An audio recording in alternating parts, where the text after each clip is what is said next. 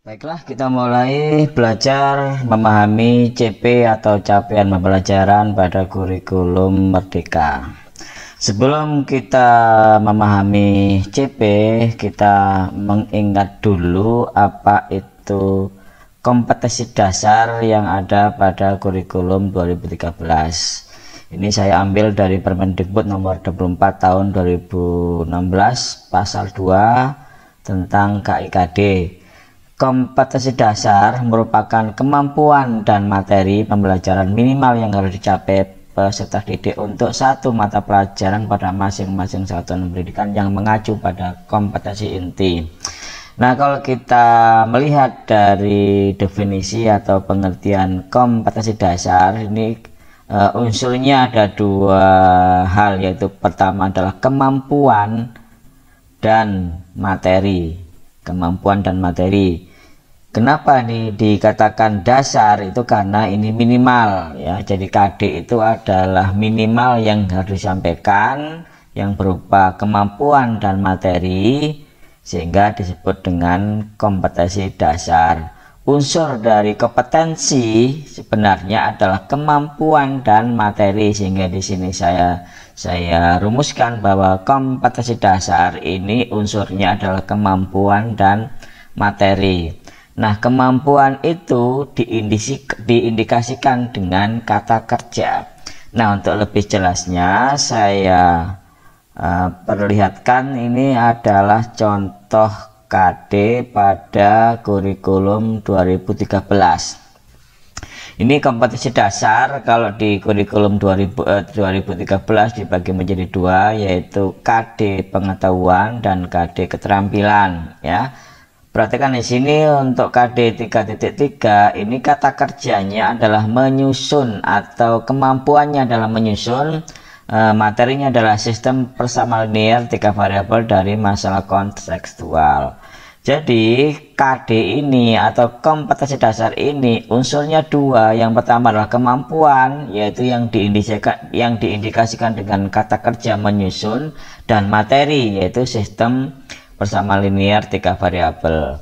Nah, perhatikan untuk KD yang lain pasti ada kata kerja yang mengindikasikan sebagai kemampuan. Di sini yang 3.4 menjelaskan dan menentukan, inilah sebagai kemampuannya. Materinya yang mana? Yaitu penyelesaian sistem persamaan 2 variabel. Kemudian kalau lihat yang sebelah kanan, kompetensi dasar keterampilan, kemampuannya adalah menyelesaikan. Kemudian materinya adalah masalah kontekstual yang berkaitan dengan sistem persamaan linear 3 variabel. Jadi yang jelas bahwa kompetensi dasar atau kompetensi saja itu unsurnya ada dua, yaitu kemampuan yang ditunjukkan dengan kata kerja dan materi atau konten.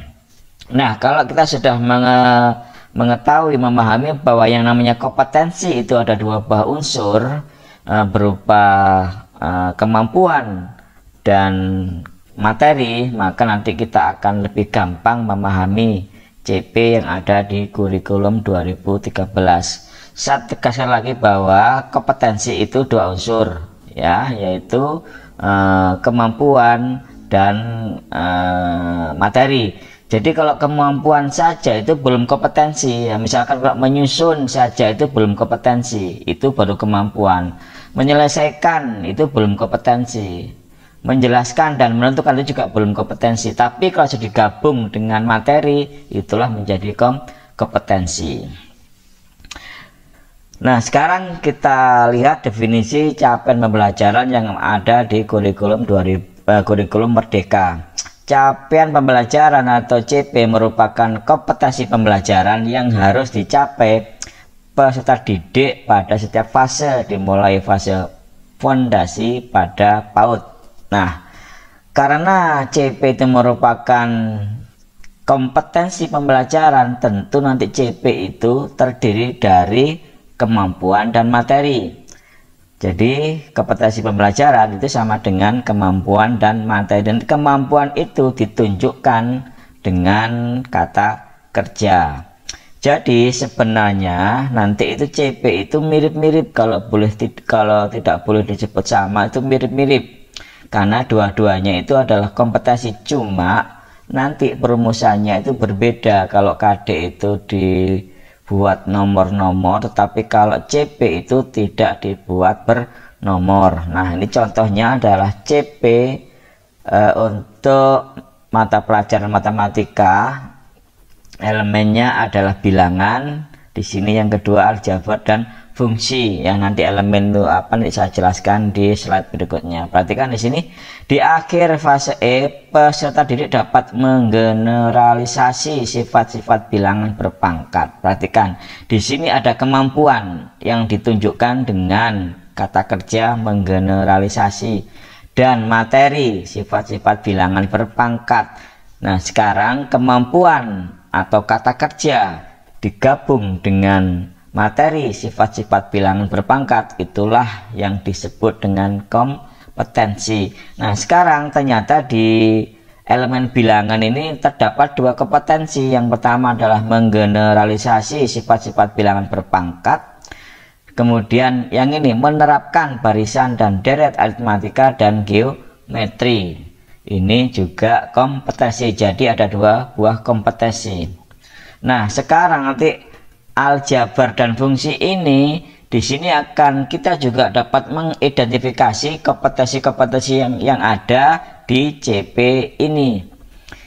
Kita lihat di akhir fase E, peserta didik dapat menyelesaikan. Nah, menyelesaikan ini adalah kemampuan, tetapi belum kompetensi karena belum digabung dengan materi. Ketika digabung dengan materi, masalah yang berkaitan dengan sistem bersamaan linear 3 variabel, maka ini menjadi kompetensi. Nah, ada berapa kompetensi di sini? Ini kalau kita uraikan nanti ini ada 6 kompetensi yang elemen aljabar dan fungsi. Di bilangan tadi sudah saya jelaskan ketemu dua kompetensi. Nah, nanti kalau sudah kita jabarkan, kita identifikasi kompetensi-kompetensi yang ada di CP, maka menjadi seperti ini. Nomor 1, menggeneralisasi sifat-sifat bilangan berpangkat. Kemudian yang nomor 2, menerapkan barisan dan deret aritmatika dan geometri. Kemudian yang elemen aljabar dan fungsi, kita bisa menjabarkan menjadi 6 buah kompetensi. Jadi saya ingat bahwa kita ingatkan bahwa kompetensi itu kemampuan dan materi, atau ditunjukkan dengan kata kerja plus materi, itulah kompetensi. Yang nomor 1, menyelesaikan masalah yang berkaitan dengan sistem persamaan linear 3 variabel. Ini tadi kita ambil dari sini ya, menyelesaikan masalah yang berkaitan dengan sistem persamaan 3 variabel. Nah, berikutnya sistem pertidaksamaan linear 2 variabel, itu kompetensi yang kedua. Nah, nanti kita dapat menemukan 6 kompetensi. Nah, mengapa 6 kompetensi? Maka nanti kita ada caranya bagaimana kita menjabarkan, mengidentifikasi kompetensi-kompetensi yang ada pada CP. Nah, sekarang kita lihat lagi CP-nya yang tadi, yang matematika, aljabar, dan fungsi. Nah, yang aljabar dan fungsi ini di sini untuk yang kalimat pertama ditandai dengan tanda titik. Di sini ada 2 materi, yaitu sistem persamaan linear 3 variabel. Materi berikutnya adalah sistem pertidaksamaan linear 2 variabel. Sudah 2 materi, maka nanti akan terdapat 2 kompetensi ketika sudah digabung dengan kata kerja menyelesaikan.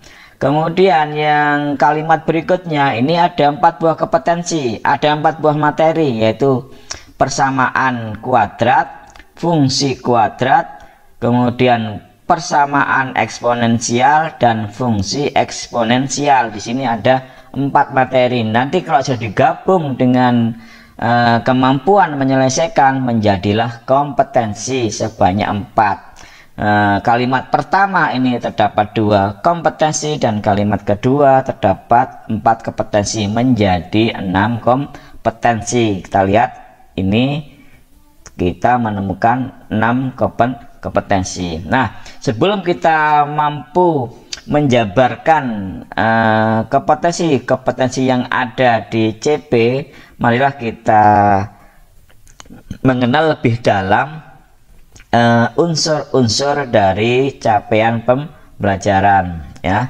Capaian pembelajaran nanti kalau sobat pembelajaran baca, ya, sekarang CP yang terbaru adalah keputusan BSKAP nomor 033 garis miring M garis miring 2022.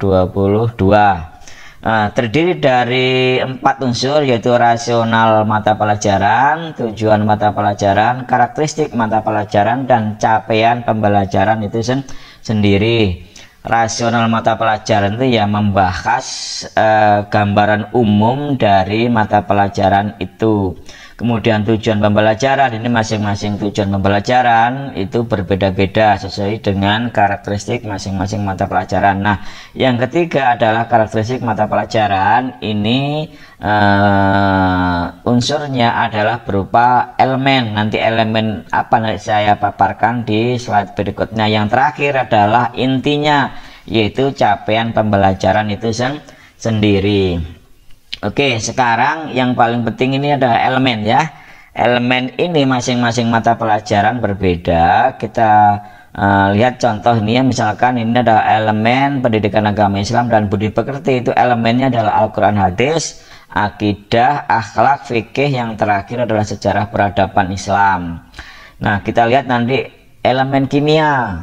Ini terdiri dua elemen, yaitu pemahaman kimia dan keterampilan proses. Nah, untuk yang mata pelajaran sains baik IPA maupun IPS itu selalu ada 2 buah elemen.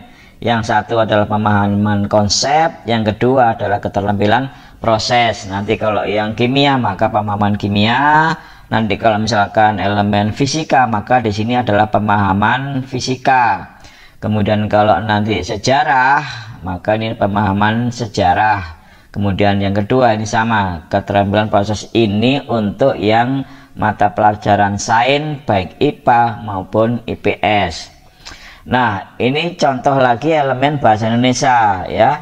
Di sini ada menyimak, membaca, dan memirsa. Nah, kalau kurikulum 2013 itu tidak ada memirsa. Sekarang ditambah dengan memirsa. Apa bedanya membaca dengan memirsa? Kalau membaca itu hanya teks, tapi kalau memirsa itu bisa teks, bisa gambar, bisa video yang ditonton. Kemudian berbicara dan mempresentasikan. Nah, ini kalau yang kurikulum 2013 hanya berbicara.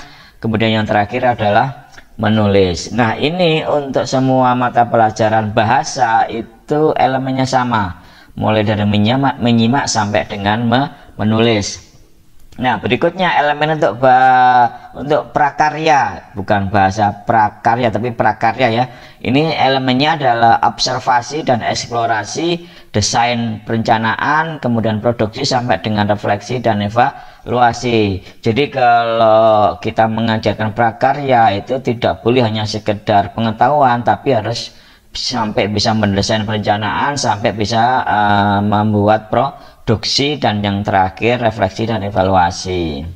Nah, berikutnya untuk yang seni, ini mulai dari mengalami, merefleksikan, berpikir, dan bekerja secara artistik, menciptakan, dan yang terakhir berdampak bagi diri sendiri dan orang lain. Inilah elemen-elemen dari mata pelajaran yang satu sama lain berbeda. Tetapi kalau dalam satu rumpun itu biasanya sama, misalkan kayak rumpun IPA, rumpun IPS itu sama.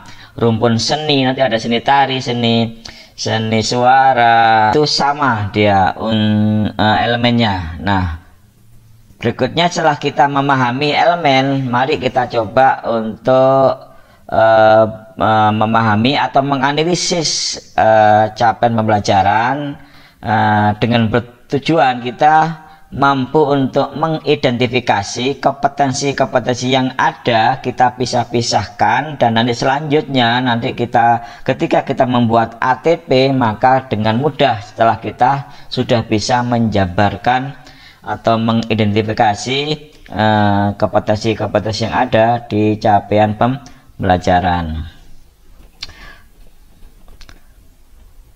Oke, sekarang saya mulai dari memahami CP Bahasa Indonesia.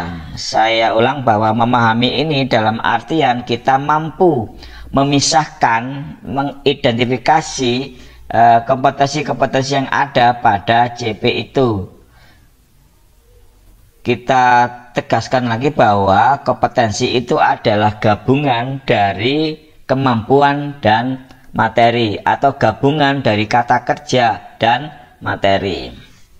Nah, bagaimana cara memisahkan atau mengidentifikasi? Perhatikan, untuk bahasa Indonesia ini elemennya menyimak ya.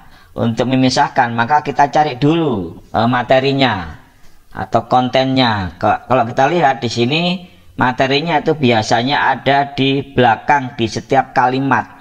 Di sini adalah teks fiksi, non fiksi dalam bentuk monolog.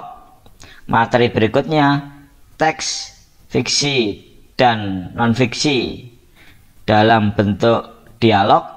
Kemudian teks non fiksi dan fiksi dalam bentuk gelar bicara. Ini adalah materinya.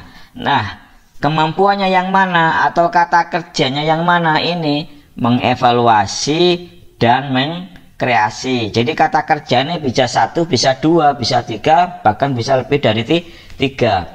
Maka setelah kita tahu ada 3 buah materi, maka nanti kita pisah menjadi 3 buah kompetensi ya, dengan menggabung materi dengan kata kerja, mengevaluasi dan kreasi. Maka yang pertama materinya adalah teks non fiksi dan fiksi dalam bentuk monolog. Maka kompetensi pertama yang dapat kita pisahkan adalah mengevaluasi dan mengkreasi informasi berupa gagasan, pikiran, perasaan, pandangan, arahan atau pesan yang akurat dari menyimak berbagai jenis teks non fiksi dalam bentuk monolog.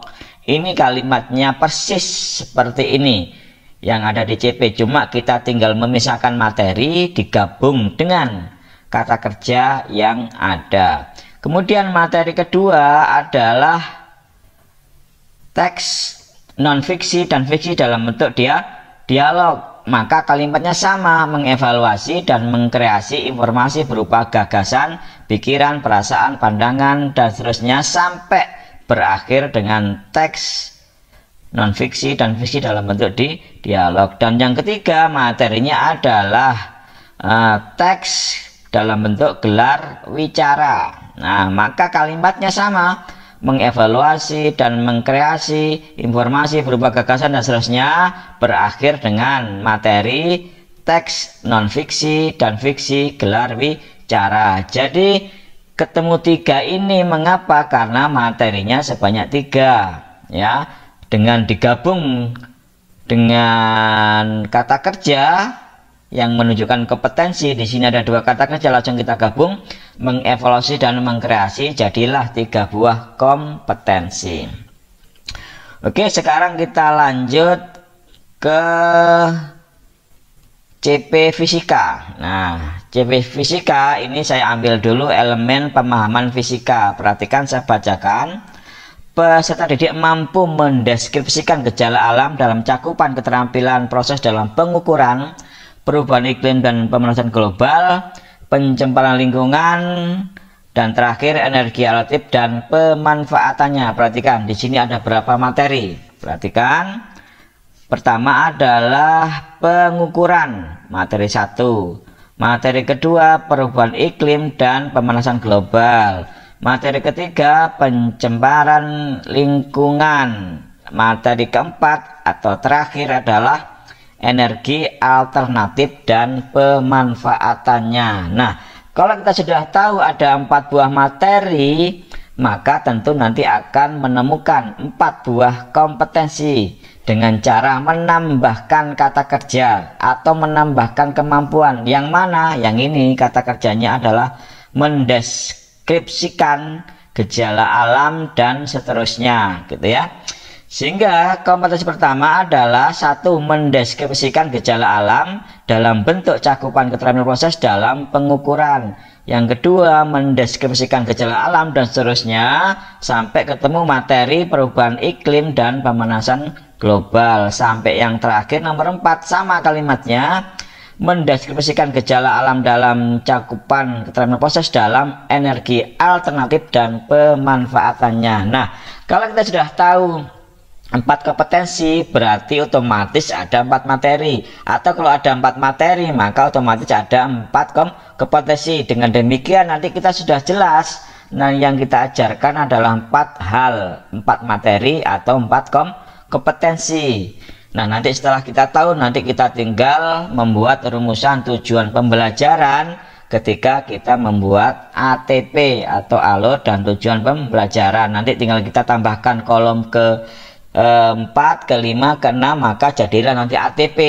Jadi kalau kita sudah mampu membuat analisis dalam artian memisahkan kompetensi-kompetensi yang ada, maka kita akan dengan mudah nanti membuat tujuan pembelajaran. Oke, kita lanjut adalah memahami CP geografi. Nah, perhatikan di sini materinya ya. Materinya itu selalu ada di belakang. Ya, di sini perhatikan materi pertama adalah konsep dasar ilmu geografi, kemudian yang kedua adalah peta, yang ketiga adalah penelitian geografi, yang terakhir, nah dihubungkan dengan dan berarti kan terakhir, lingkungan geosfer ya. Nah, maka kata kerjanya, ternyata kata kerjanya ini ada di awal sama di akhir. Di sini kata kerja mengidentifikasi, memahami, berpikir kritis, dan menganalisa. Ini ada 4 buah kata kerja langsung dijadikan satu rangkaian. Diakhiri juga dengan kata kerja memaparkan ide dan mempublikasikan di kelas ataupun di media lain. Nah, kalau sudah kita menemukan 4 buah materi, maka kita akan bisa mengidentifikasi dan sekaligus memisahkan 4 buah kompetensi ya.